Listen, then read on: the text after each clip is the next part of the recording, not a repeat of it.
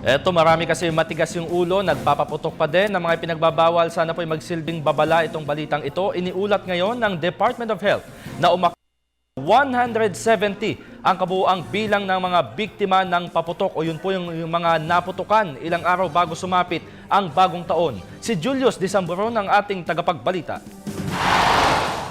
Matapos ang Pasko, bagong taon naman ang pinaghahandaan ng ating mga kababayan. Bukod sa pagkaing inihahanda sa hapagkainan, hindi din maiiwasan ang kasiyahan gaya ng pagpapaputok upang maitaboy ang kamalasan at salubungin ang swerte ng taong paparating. Pero kung inaakala nating sayang dala ng mga ito, peligro pala ang hatid sa iyo. Ang mga naturang paputok, dulot ay maputulan ka ng daliri o alinmang bahagi ng katawan. Posible ding humantong ito sa kamatayan. Sa pag-iikot ng PTV News sa ilang bahagi ng Kamaynilaan, kapansin-pansin ang mga pasaway na batang masaya pang naglalaro at pinaglalaroan ng mga paputok na ito. Sa mga ito ay ilan ay direktang naputukan habang may ilang nakalunok ng pulbura. Kaya hindi magsasawa sa pagronda ang ahensya sa ilang bahagi ng Kamaynilaan upang ipaalala sa kanila ang masamang dulot nito. Patuloy pa din naman ang pagkumpiska ng mga otoridad sa mga iligal na paputok na ibinibenta sa merkado, gaya ng pop-up na sa halagang 5 piso na bibili ng mga bata, pero dahil sensitibo ito, pag tumama sa isang matigas na bagay, agad napuputok, pwede kang madali. Kumpara noong isang taon na mahigit 100 kaso, mas mababa pa din naman ng halos 34% ang naitala ngayong taon. Kaya idinaan ni Assistant Secretary Tayag sa isang sayawang kampanya nilang ito. Mas magandang humanap ng alternatibong pampaingay o kaya torotot para sa pagsalubong ng taong 2014.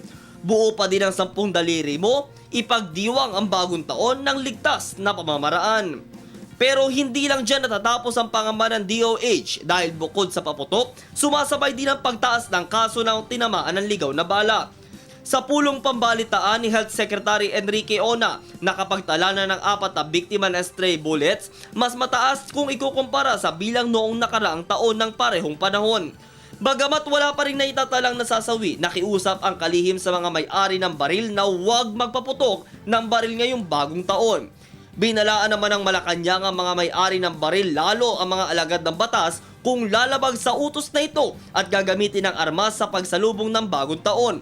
Mahigpit ang direktiba ni Pangulong Aquino sa mga otoridad na bantayan ang mga pagdarausan ng kasiyahan lalo sa mga matataong lugar para mapangalagaan ang kaligtasan ng mga mamamayan.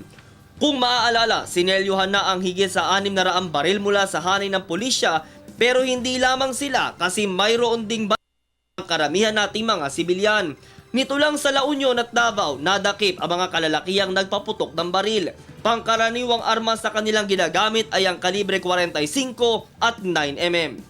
Kung may makikitang lalabag, maaari itong kuhanan ng video o larawan. Pwede din namang isumbong sa PNP hotline 2920. Alalahanin mo kapag magpapaputok ka ng baril ngayong bagong taon, may inosenteng tatamaan. Maniwala ka sa karma, baka yung kamag-anak mo din ang madamay. Iyon din itong pagsisihan. Maingat at manigong bagong taon po para sa Telebisyon ng Bayan. Ako, si Julius Disamburon.